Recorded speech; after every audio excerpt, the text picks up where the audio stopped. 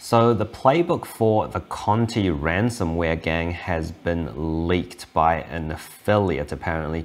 So I saw this a couple of weeks back and I thought it was pretty interesting, and it actually is on GitHub now. So you can see that the PDF of their playbook is on GitHub. So essentially what this document is their guide on how to deploy ransomware. So it's kind of like their step-by-step guide or their internal training playbook, so to speak. So I thought it was pretty interesting and I had a brief flick through. They seem to be using a Cobalt Strike and installing RMM agents once they get access to the machine to stop Cobalt Strike from flagging, which I thought it was a pretty interesting technique. So here is the PDF. You can download it from the GitHub repository. I'll put a link down in the comments below as well, so you can have a look at this yourself. So this document is pretty much translated from Google Translate from Russian. So I think the person who leaked this, or the person who got the data, essentially just dumped this file into Google Translate and then split this, just put it into a PDF file. So the document is a little bit hard to read at times, but most of it is just commands and it looks like cheat sheets by the looks of it. So I don't think it's going to be too hard to look through it and just get the general idea of what they're trying to do. So here it is, Cobalt Strike Manuals version 2 Active Directory. So here is their initial exploration, so initial recon. They seem to be doing a Google of the company and then searching for the revenue. So they're targeting companies that have the revenue to pay for ransomware's attacks, it looks like. But I don't see too much in this document about getting that initial access to a corporation's network. So it seems like they are pretty much, I assume they have ongoing phishing attacks going just constantly, and if one hits, they're gonna go in and then start their attack from the internal network, it seems. So we've got very little information on their initial compromise. So I thought, yeah, I hope there was more in there for the initial compromise section actually, but here we go. So we are in the network now, and then these are just pretty basic cheat sheets like who am I and etc, etc. Removing the ball, I'm not sure what this ball is trying to reference.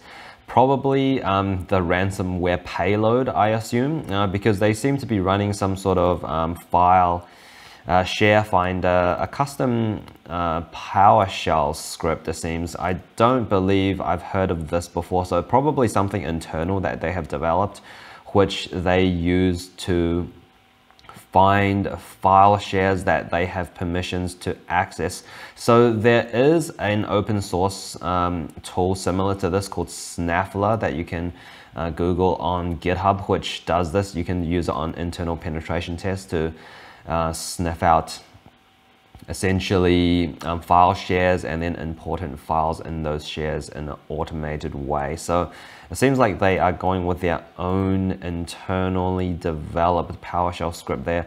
And then next we've got a Kerberos attack, which looks pretty standard. Trying to grab those hashes and then going ahead and trying to crack it. Then we've got a Mimikatz cheat sheet. So they've got trying to dump passwords. They've got DC sync, essentially grabbing all the hashes if you have an administrator user. And I see some Cobalt Strike commands in here mixed into this cheat sheet. So it seems like, I'm not sure, maybe these are Cobalt Strike commands too, because I'm not too familiar with Cobalt Strike, to be honest. It's something I definitely need to learn a bit more about, especially when it comes to internal penetration tests. It's good to know that tool. So once you find an admin hash, you can try to read the LSAS. So different ways to dump out the password or hashes on a computer. So this looks like privilege escalation stuff. And then you've got a cheat sheet to dump out LSAS on a pre-Windows 2003. Okay, so that's interesting. I don't believe I knew about that for the pre-2003 Windows machines.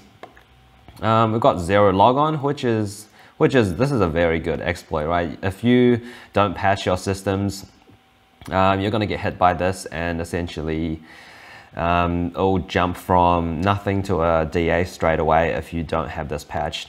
And it looks like they are just going to run this and then brick your domain controller, because this is going to set the DC hash to a blank password, and once you do, you can dump out all the hashes on the domain controller. But if they do that, your domain controller is going to be stuffed because it's not that easy to sort of get back the previous state. You're going to have to do some sort of a backup restore if someone runs zero logon in your network and actually gets a successful hit.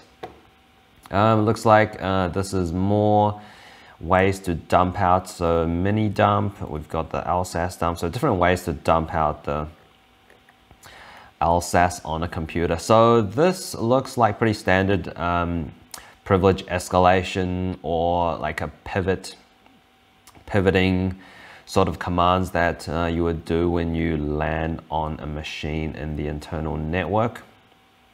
And then you've got next SMB auto brute. So this looks like just a password spraying, it seems. So they're going to spray all your accounts in the network with these common passwords.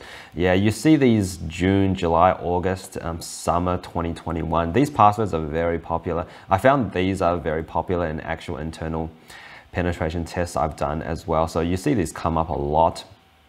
And these password 1, hello 123.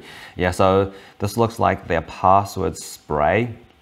So in my internal penetration test, I like to use a crack map exec to do my password spraying. So it looks like they are using some sort of, doesn't actually say what tool they're using to spray, but it doesn't matter too much, I guess. It's kind of the same.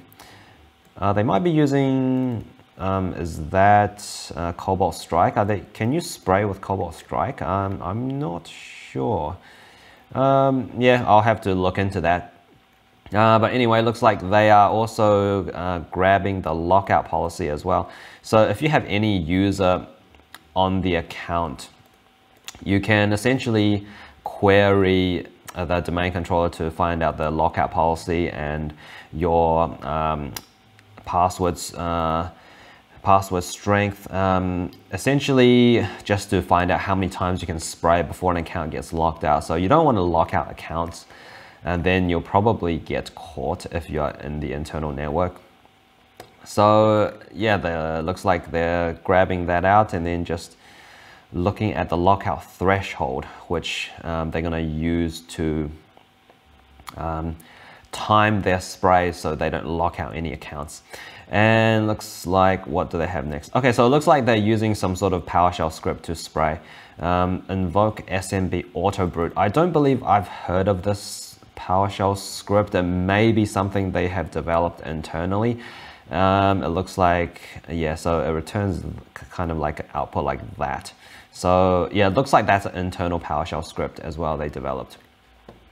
So this is interesting, Print Nightmare. Print Nightmare, I made some videos about Print Nightmare, I think last month. And it looks like they are using the PowerShell implementation by Caleb Stewart there. Actually, I'm not sure, is that the PowerShell one or is that the DLL-RCE? I don't remember. There are a couple of them. One is the local privilege escalation, and then the other one is the remote code execution. So it looks like, yeah, Invoke Nightmare, that's the local privilege escalation one. So essentially you run this PowerShell script on a machine that you already have access to, and then that can essentially just escalate you to the admin on that machine if it's not patched. Now, actually, I think Microsoft has patched this now, so it doesn't actually work anymore. So it looks like this is slightly out of date.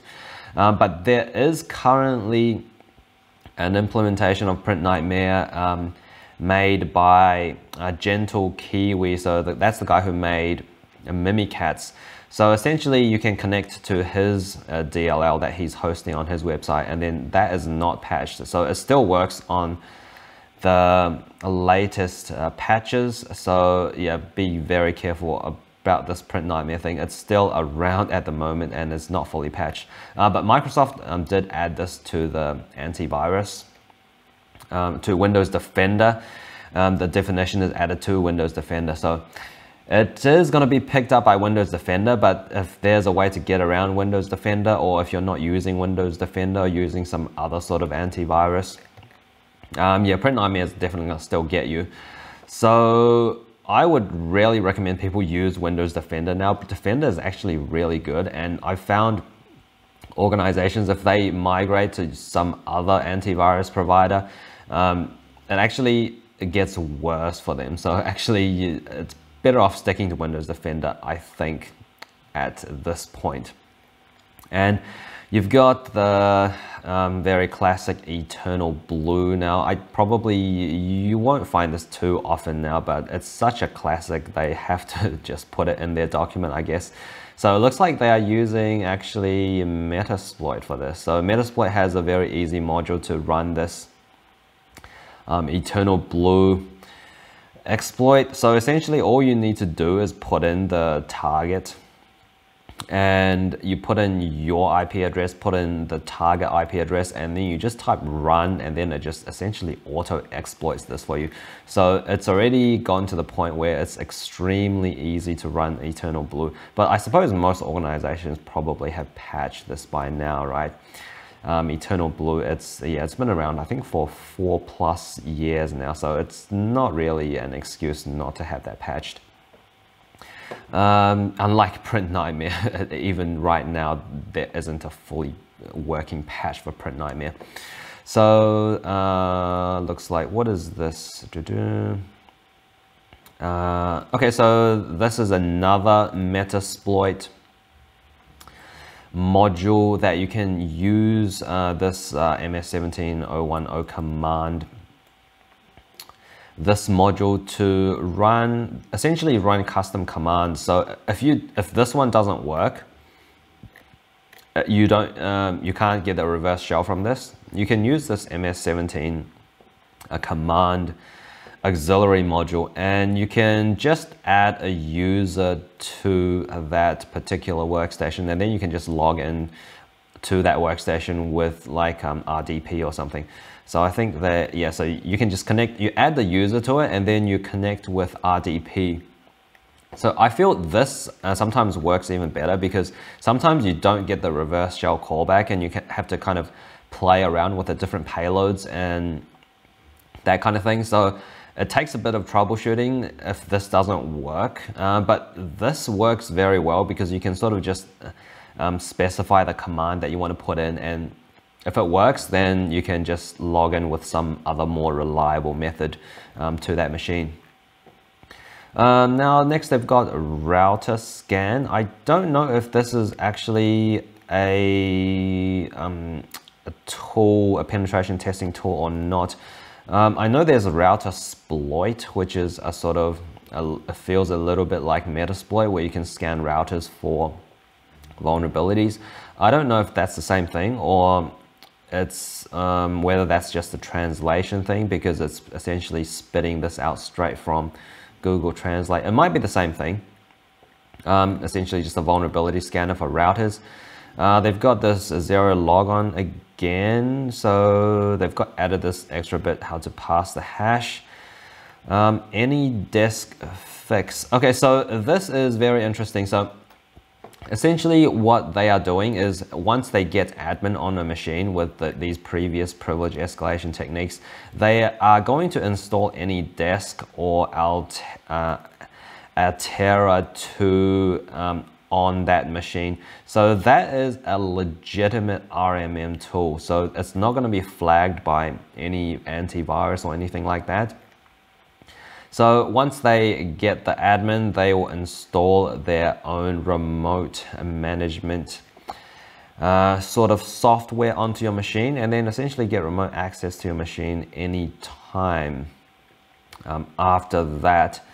So that's a pretty interesting technique to avoid the antivirus. So if you haven't picked them up while they're doing their Mimikatz and all the other password spraying activities in your internal network, by the time they install this, it's probably too late, because they're gonna be there for a while if they get to install these RMM tools on an internal workstation. NTDS, so dumping NTDS. So it looks like this is, okay, so this part is quite interesting because they are not actually dumping the, so they've got a technique here that they make a shadow copy first and then they dump the hashes from the shadow copy. So I think this way is a little bit more stealthy than if you just dump it just straight away, like dumping it from LSAS or something like that. So that's quite an interesting technique. Maybe I should add this to my toolbox if I get to do red team's engagements in the future. Yeah, so they dump the password archive and then copy the file off, and then they dump it locally when that file is copied off the machine, so there's less traffic or suspicious activity on that particular workstation. So what's next? I'm not too sure what this is actually. This might be, let's see. I'm not too sure what this section here is doing.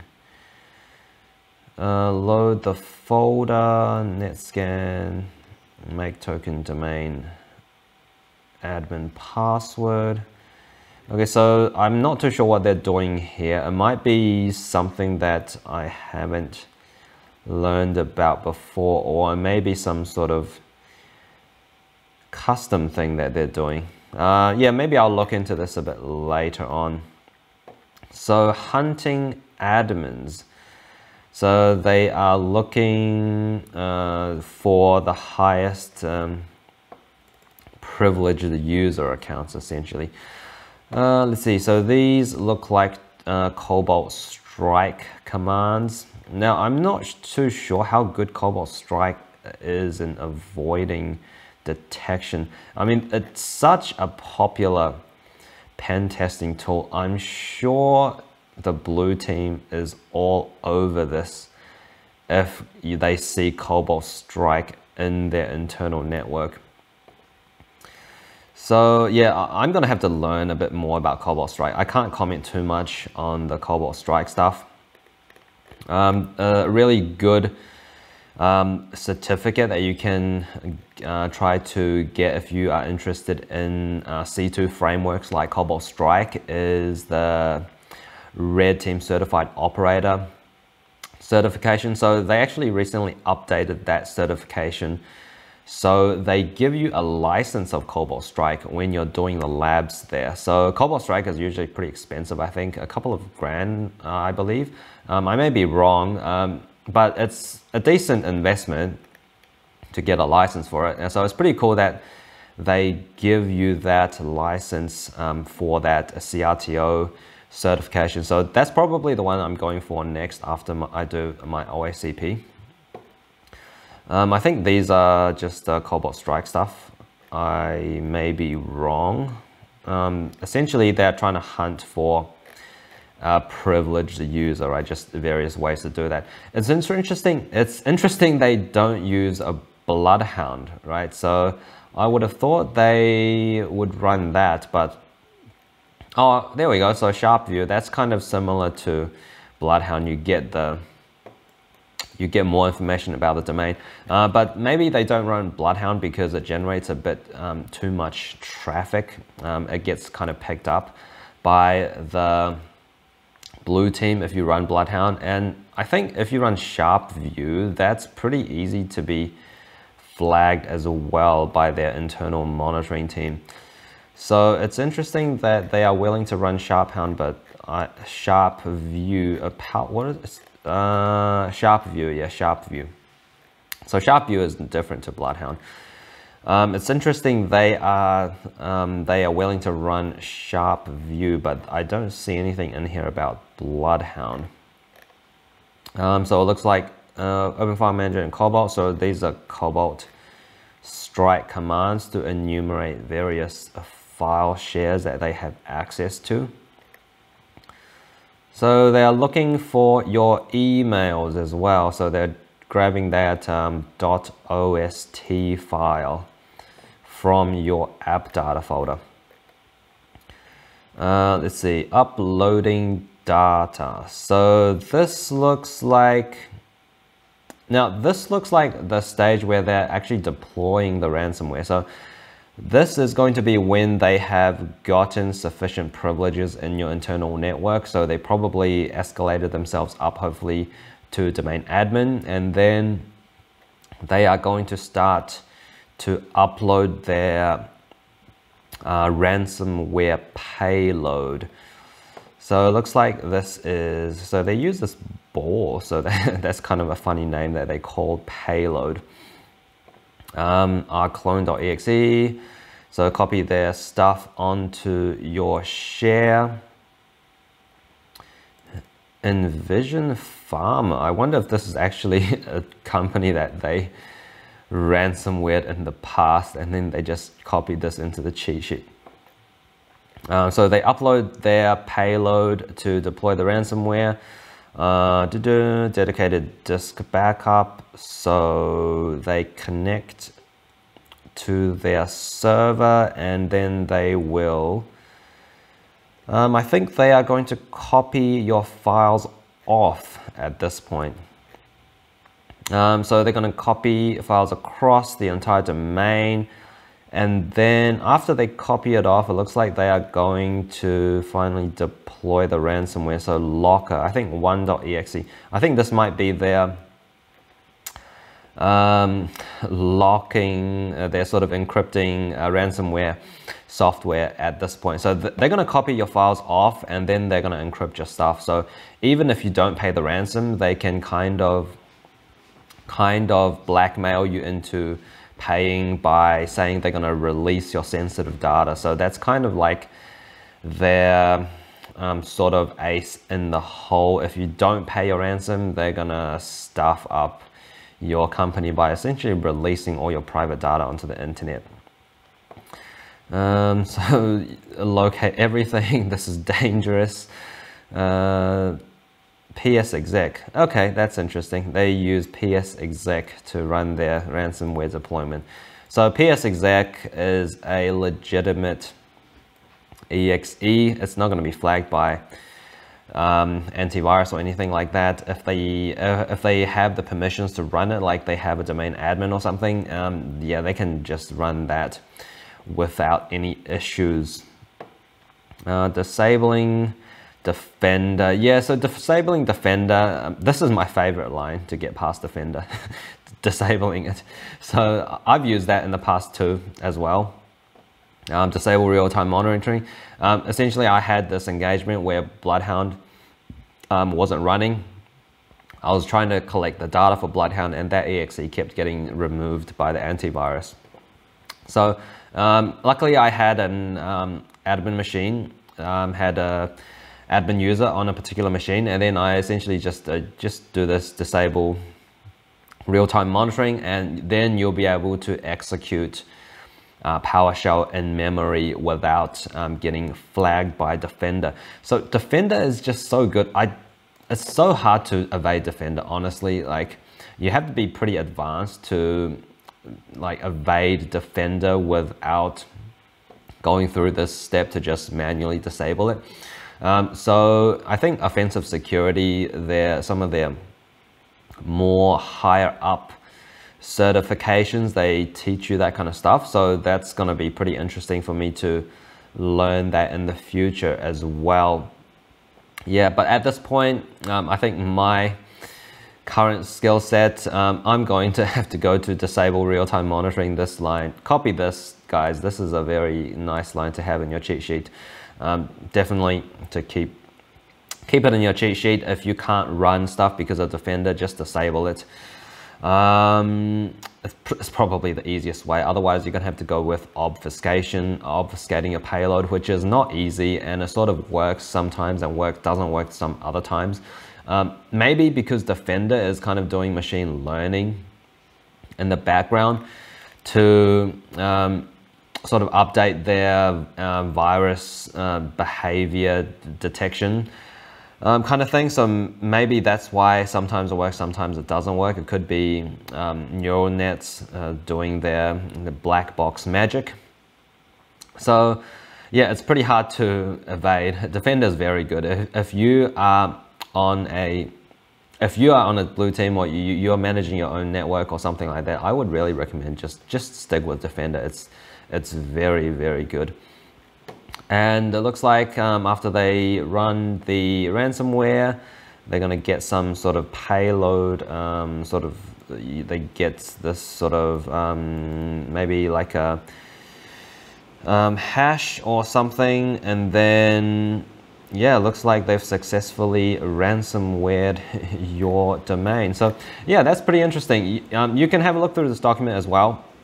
I'll put a link down in the description.